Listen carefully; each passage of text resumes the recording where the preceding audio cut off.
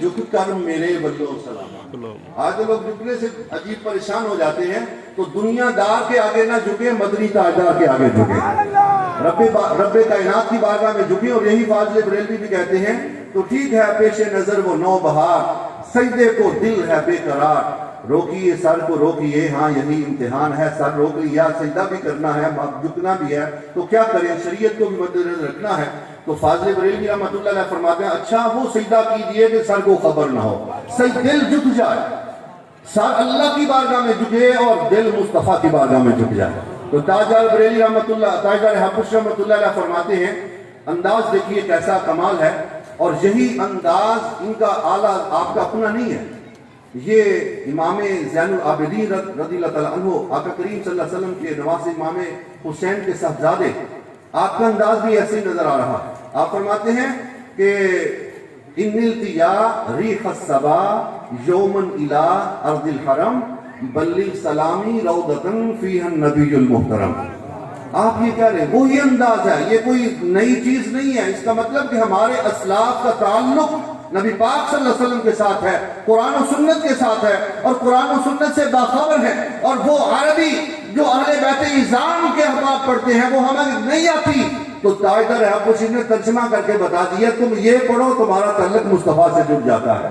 تو وہاں بھی یہی اس کا معنی یہی آئی بگی اس دے سنو بادے سوائے جتھے میرے دل پر ڈیرے لگائے، کہیں جھک کر میرے ولو سلامہ دیوی پیغام من جانب غلامہ. شریکہ نہیں بنایا، میرے جیسا نہیں کہا، غلاموں کی جانب سے، یہ غلامانہ سلام ہے.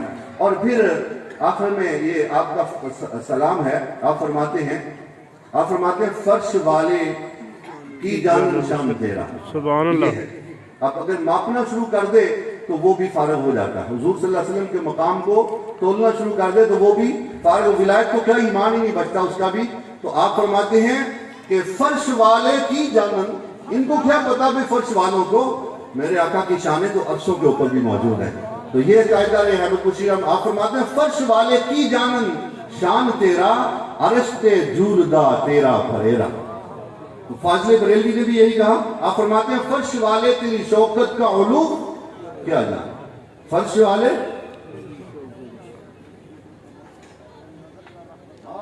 سبحان اللہ یا رسول اللہ انظر حالنا. یہ سارا خلاصہ ہے.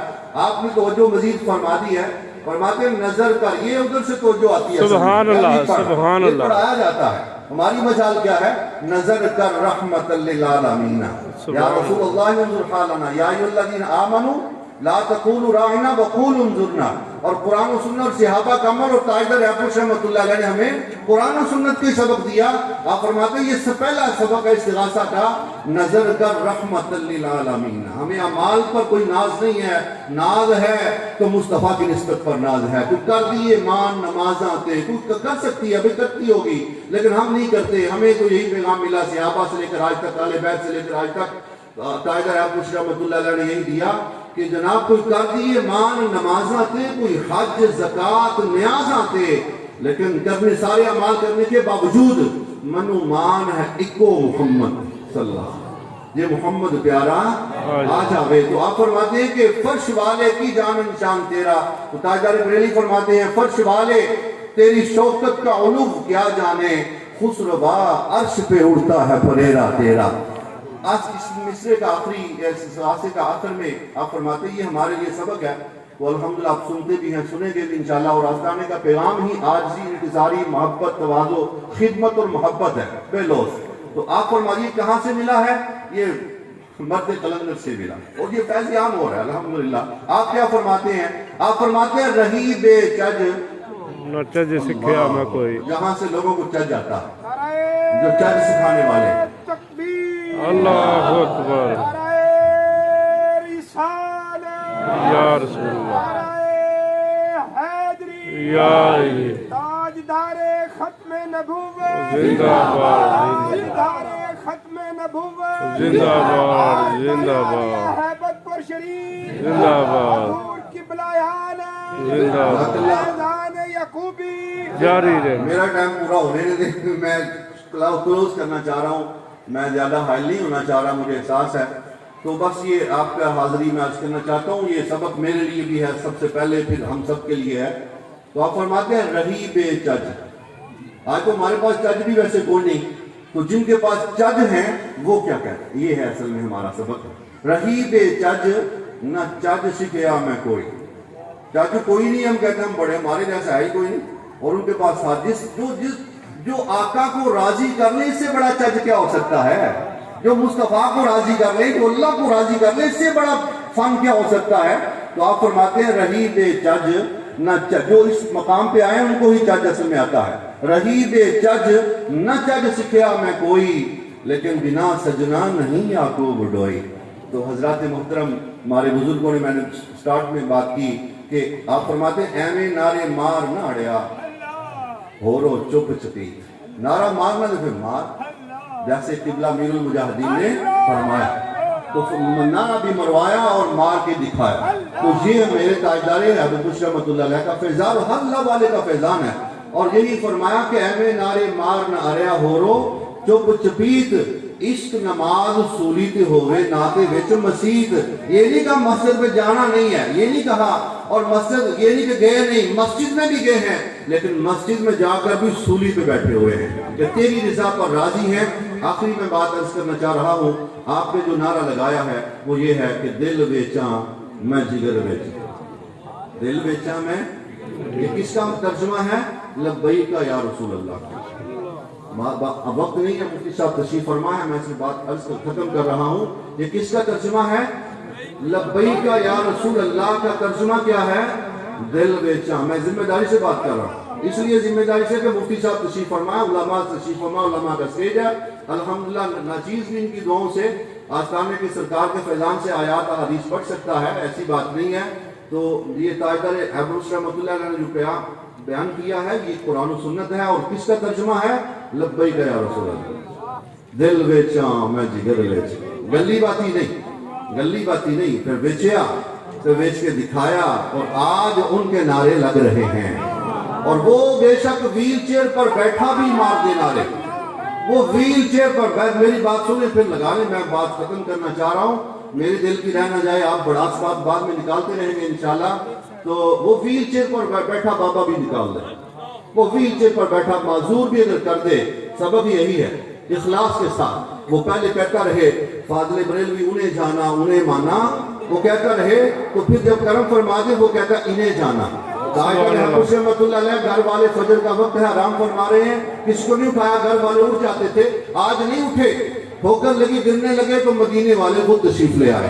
بھائی وہ دور نہیں ہے, ہم دور ہیں.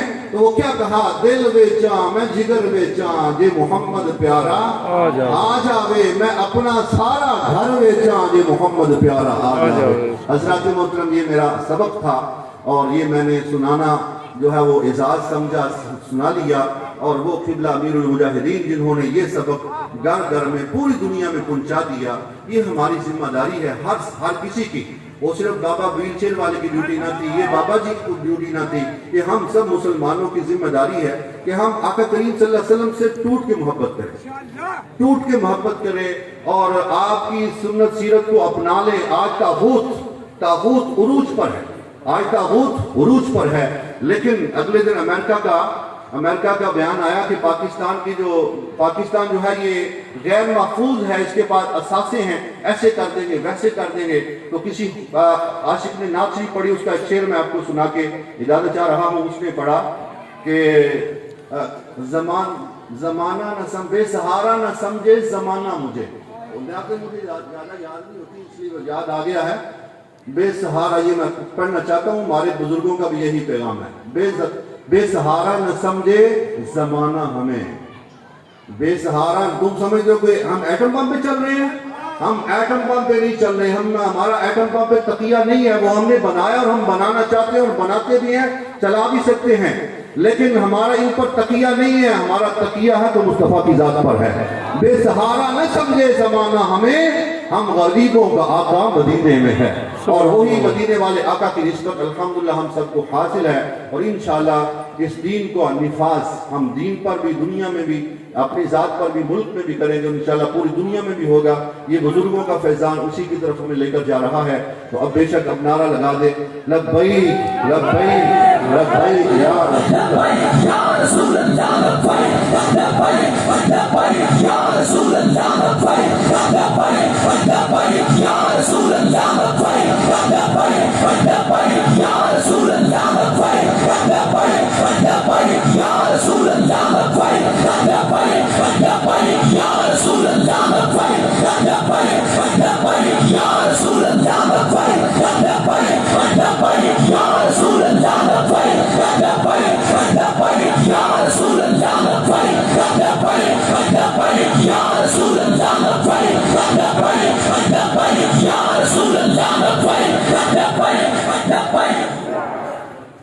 جزاک اللہ.